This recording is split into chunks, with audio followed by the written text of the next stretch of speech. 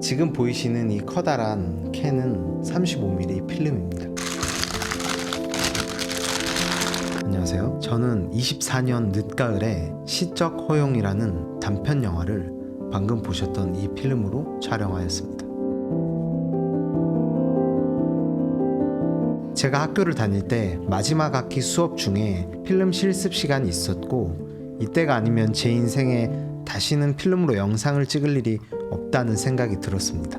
물론 평소에 사진은 필름으로 자주 찍곤 했는데 영상으로는 이걸 현상하고 스캔하는 과정이 한국에서는 하기가 좀 어려운 걸로 알고 있습니다. 하지만 학교에서는 이 과정들을 모두 도와줘서 가능했습니다. 그런데 막상 필름 카메라를 마주하니까 생각보다 더 낯설었습니다. 저는 평소에 나름대로 정석적인 방법으로 촬영해왔다고 생각했는데 필름 앞에서는 제 방식들이 참 빈약하다는 걸 깨닫게 된 거죠. 결국 필름 촬영은 저를 초심으로 돌아가게 만들었습니다.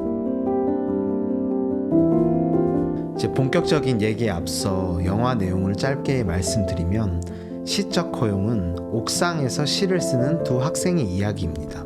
해가 지는 걸 두려워하는 주원이라는 소년과 밤을 받아들이는 소녀 소윤이가 시 짓기 숙제를 하면서 벌어지는 일들을 담아봤습니다. 에릭 로메르 감독님의 녹색 광선을 보면 해가 지기 직전 찰나의 순간에 나타나는 녹색 빛을 본 사람은 자기 자신과 타인의 진심을 알 수 있다고 합니다. 에릭 로메르 감독님은 이 순간을 특별하게 여긴 거죠. Vous savez ce que Jules Verne raconte? Jules Verne raconte que quand on voit le rayon vert, on est capable de lire dans ses propres sentiments et dans les sentiments des autres. Vraiment, c'est merveilleux. Si c'était exact, alors on pourrait devenir extra lucide en voyant. 또한 비포 선셋이라는 영화를 보면 해가 지기 직전까지라는 한정된 시간 속에서 오직 두 사람의 대화만으로 정서적 밀도를 쌓아 올립니다. 저는 이런 영화들의 영감을 받아 해가 지기 직전의 순간을 특별하게 생각했습니다. 이 영화는 절반 이상이 옥상에서 진행됩니다. 지는 해를 바라보며 나누는 대화가 이 영화의 핵심인데, 저는 이 시나리오가 가진 요소들이 필름과 잘 맞닿아 있다는 생각이 들었습니다. 그런데 이 생각은 현장에서 엄청난 고생으로 다가오더라고요.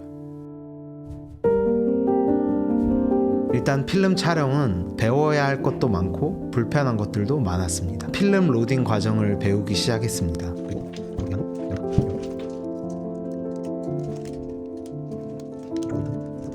처음 겪어보는 이 쇳덩이들과 어떤 화약품들의 느낌이 굉장히 찝찝했지만, 근데 그게 또 한편으로는 되게 좋았습니다. 그리고 현장에서 실수 없이 하기 위해서 이 과정들을 정말 열심히 반복해서 복습했습니다. 그리고 저한테 허락된 필름이 총 8캔이었는데 이게 메모리 카드로 따지면 대략 30분 정도 됩니다. 즉 10분짜리 영화를 30분이라는 시간 안에 찍어야 한다는 거죠. 제가 평균적으로 단편 영화를 찍을 때 영화마다 다르긴 하지만 대략 20분짜리 러닝타임의 영화는 메모리 카드를 2시간에서 3시간 정도는 사용했던 걸로 기억합니다. 그래서 저는 NG가 나면 그때 테이크를 한 번 더 가는 느낌으로 리허설 3번과 테이크 1번으로 구성을 했습니다. 그리고 롤링, 사운드, 슬레이트, 액션 콜을 굉장히 빠르고 정확하게 가져가는 걸 목표로 했습니다.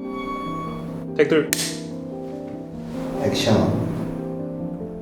그 정도로 짜투리 시간들을 아껴서 한 컷을 더 찍고 싶었기 때문이죠. 카메라는 RE35BL 에볼루션이었는데 굉장히 노후화된 장비라 외장 모니터도 지원을 하지 않았습니다. 그래서 제가 구도를 잡고 나면 다른 키 스텝들 혹은 화각을 확인해야 하는 스텝들이 줄을 서서 뷰파인더를 보고 수정할 것들을 수정하는 식으로 촬영을 했습니다. 또한 배우님들에게 굉장히 죄송한 건 리플레이 안 되고요. 앞에서 말했듯 테이크를 한 번밖에 못 드렸어요. 그래서 사실 컷을 하고 나면 그냥 넘어가는 시기였습니다. 물론 NG가 나면 다시 찍긴 했지만요. 이때 저는 굉장히 긴장을 했는데 배우님들은 또 막상 찍으니까 한 번에 잘 하시더라고요. 그리고 노출 계산하는 데 있어서 제가 기존에 하던 방식에서 한 가지 추가가 되었습니다. 기존에는 제가 모니터를 보면서 노출 관련된 툴을 모니터에 띄워놓고 원하는 조리개를 기준으로 ND 필터를 넣어서 노출을 맞추는 방식으로 촬영을 했는데, 이 과정들 앞에 노출계로 찍어보고 하는 방식이 추가가 되었습니다. 물론 아직도 현장에서 노출계를 사용하시는 조명 감독님들이나 촬영 감독님들이 꽤나 있지만, 사실 저는 테스트 촬영할 때 정도만 노출계를 사용했었는데 이번 촬영을 기회로 노출계와 더 친해졌다는 생각이 들었습니다. 그리고 옥상에서 실시간으로 해가 지는 촬영을 하다 보니 매 컷, 매 테이크마다 노출계로 노출을 재고 ND 필터를 갈아 끼우는 과정이 굉장히 번거로웠고 딜레이의 요소 중에 하나였습니다. 그리고 ND 필터를 많이 끼울수록 뷰파인더가 어두워져서 실제 배우님들의 표정이 잘 보이지 않고 포커스도 잡기가 굉장히 힘들었습니다. 그럴 때는 리허설 때 매트박스를 뺐다가 실제 촬영 때만 매트박스를 끼우는 형식으로 촬영을 했습니다. 그런데 신기한 건 이런 제약들이 오히려 창의력을 불러일으킨다는 점이었습니다. But that was the first test of the shark. It was a total disaster.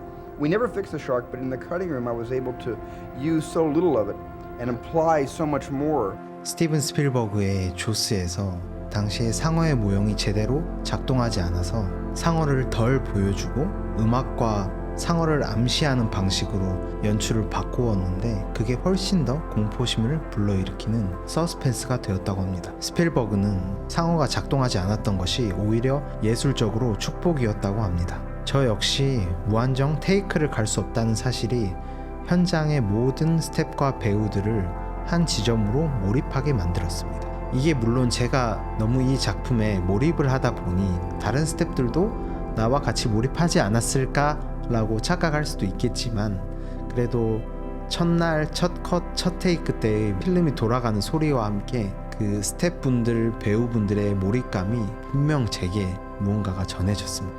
그리고 이 에너지들이 잘 뭉쳐서 좋은 시너지를 내지 않았을까 라고 생각했습니다. 또한 필름 카메라는 굉장히 무겁습니다. 그리고 저는 뷰파인더 하나에 의지해야 했기 때문에 포커스도 제가 해야 했습니다. 즉 찍을 때는 저만 화면을 볼 수 있었기 때문에 제가 혼자서 연기도 보고 구도도 보고 기술적인 것들도 체크해야만 했습니다. 그렇게 제게 카메라를 크게 움직일 수 없는 제약이 생겼습니다. 하지만 저는 이걸 제약이라고 생각하지 않고 이것들을 클래식한 촬영 스타일로 받아들였습니다. 그래서 도전적인 픽스샷들을 선택했습니다. 요즘은 FPV 드론이나 로보담 같은 화려한 앵글들이 참 많죠. 하지만 이런 기술을 쓰지 않을 결심을 하니까 오히려 인물의 눈빛과 필름의 질감에 더 집중하게 되더라고요. 이런 정적인 연출이 제 영화가 가진 촬영의 문법을 완성해 주었다고 생각합니다. 해가 지는 게 그렇게 싫어? 해가 지는 것도 싫고 어둠이 찾아오는 것도 싫어.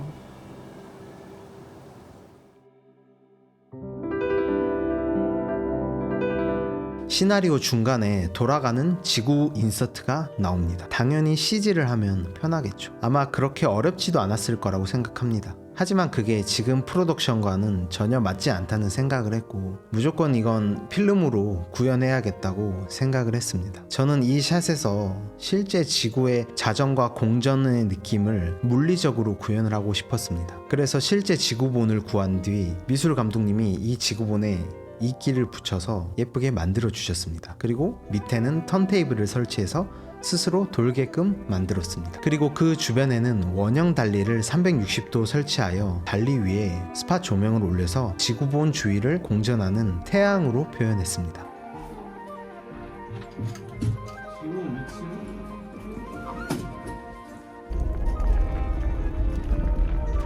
또한 태양이 정면으로 카메라를 비추는 장면이 있는데, 이때도 플레이어의 다양한 느낌들을 테스트해보고 싶었습니다. 언더 더 스킨이란 영화의 첫 장면이 플레이어가 굉장히 독특해서 인상 깊었었는데, 제 영화에도 제가 원하는 플레이어가 들어오길 기대하면서 여러가지 테스트를 했었는데,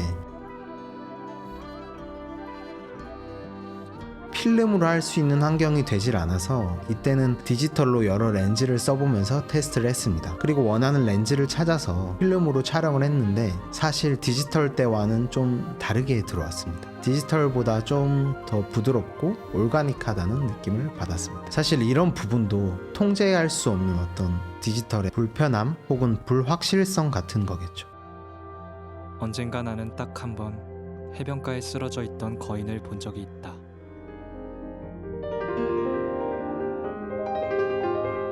촬영이 끝나고 찍은 필름을 현상소에 맡겼습니다. 그리고 필름이 현상되고 스캔까지 거쳐서 저한테 오기까지가 대략 2주 정도 걸렸는데 거의 일주일은 악몽을 꿨습니다. 필름 촬영에 대한 경험이 너무 없다 보니 이게 정말로 잘 찍힌 건가? 노출이나 포커스는 실수하지 않았나? 라는 생각이 굉장히 컸습니다. 그리고 현상된 결과물을 받았습니다. 대략 5만 장 정도의 프레임이 각각 사진 파일로 되어 제게 왔습니다. 필름은 후지필름의 비비드 500이라는 필름인데 유통기한이 지나다 보니 색이 바랜 느낌이 좀 들었습니다. 또한 테스트 때 반 스탑이나 한 스탑 정도 높여서 찍을 생각을 했지만 촬영하는 과정에서 어떤 실수가 있었는지 특히 노출이 부족했던 장면들이 조금 덜어 있었고 안부가 떡지거나 필름 브레스 현상이 좀 심하게 일어나는 장면도 있었습니다.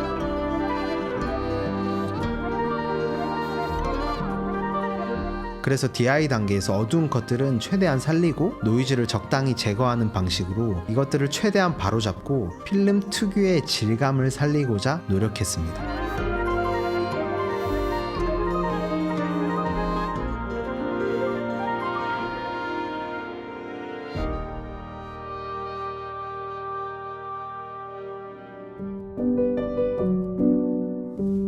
필름 촬영은 매우 불편하긴 합니다. 또 리허설을 많이 하다 보면 현장에서의 어떤 즉흥성으로 나오는 무언가를 담기가 어려운 건 분명한 사실입니다. 그럼에도 필름 촬영이 주는 특별함은 분명 존재한다고 생각합니다. 한 테이크를 위해 수없이 리허설을 하고 그 찰나의 순간을 담아내는 과정이 분명 결과물에 특별한 영향을 준다고 생각합니다. 이건 디지털로 촬영할 때는 느껴질 수 없는 그런 특별한 경험이었습니다. 우스갯소리로 가끔 초점이 안 맞는 게 감성적이다 라고들 하는데 이 영화에서 초점이 잘 안 맞는 장면들이 꽤나 있습니다. 저는 이게 굉장히 감성적이고 이런 필름이 주는 불확실성이 분명 더 큰 아름다움이라고 생각합니다. 결국 어떻게 보면 무모했던 이런 경험들이 모여서 감사하게도 이 영화는 제30회 부산국제영화제에 초청되었습니다. 저는 GV로 참가해서 많은 분들이 좋은 얘기를 해줄 때 너무나도 기뻤습니다. 사실 저처럼 사서 고생하는 게 취미인 분들에게